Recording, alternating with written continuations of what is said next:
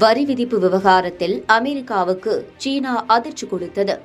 இப்படி பதற்றமான சூழலுக்கு மத்தியில் நேற்று அதிபர் டிரம்பும் சீன அதிபர் ஜி ஜின்பிங்கும் நேருக்கு நேர் சந்தித்துக் கொண்டனர். 10 நிமிட சந்திப்புக்கு பிறகு இரு நாடுகளுக்கும் இடையேயான நிலைமை மொத்தமாக மாறியுள்ளது.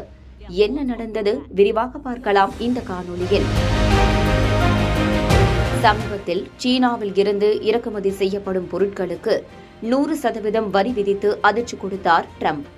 ஏற்கனவே உள்ள 30%துடன் தற்போதைய 100%த்தையும் சேர்த்து 130% அதிகரித்தது. இந்த வரி விதிப்பிற்கு சீனா கடும் எதிர்ப்பு தெரிவித்திருந்தது.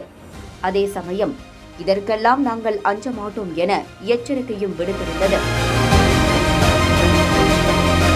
இந்த நிலையில் கடந்த சில நாட்களுக்கு முன் ஆஸ்திரேலிய பிரதமர் அந்தோனி அல்பானீஸ் அரசுமுறை சுற்றுப்பயணமாக அமெரிக்கா சென்றிருந்தார்.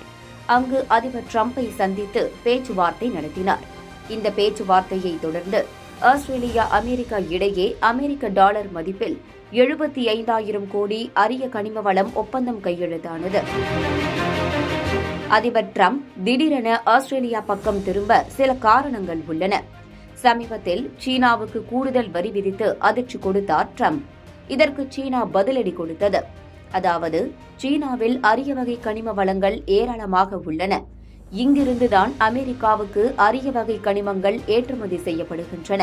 இந்த அரிய வகை கனிமங்கள் மற்றும் அது சார்ந்த தொழில்நுட்ப வர்த்தகத்தில் சீனா அமெரிக்காவுக்கான ஏற்றுமதியை குறைத்தது.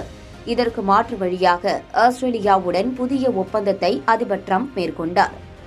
இந்நிலையில் ஆசிய பசிபிக் பொருளாதார உச்சி மாநாடு தென்கொரியாவில் நேற்று துவங்கியது. இந்த மாநாட்டில் அமெரிக்க அதிபர் டிரம்பும் சீன அதிபர் ஜின்பிங்கும் 10 நிமிடங்கள் சந்தித்து பேசினர். இந்த சந்திப்புக்கு பல்வேறு முக்கிய ஒப்பந்தங்கள் கையெழுத்தானதாக கூறப்படுகிறது. சீன பொருட்கள் மீதான இறக்குமதி வரியை 10% குறைக்கப்பட்டுள்ளது.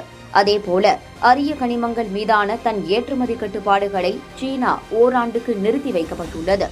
அமெரிக்க பொருட்கள் மீது விதிக்கப்பட்ட கூடுதல் வரி முறைகளில் மாற்றம் செய்ய சீனா முடிவு செய்துள்ளதாக கூறப்படுகிறது.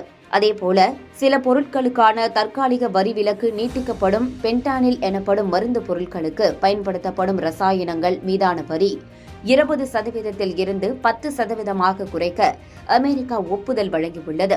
அது மட்டுமின்றி அமெரிக்க சோயாபீன்ஸ் கொள்முதலை சீனா மீண்டும் துவங்கி வேளாண் வர்த்தகத்தை விரிவுபடுத்த திட்டமிடப்பட்டுள்ளதாக தகவல் வெளியாகியுள்ளது. இந்த சந்திப்புக்கு பிறகு அமெரிக்கா சீனாவுக்கு இடையே மீண்டும் சுமூகமான உறவு ஏற்பட்டுள்ளது.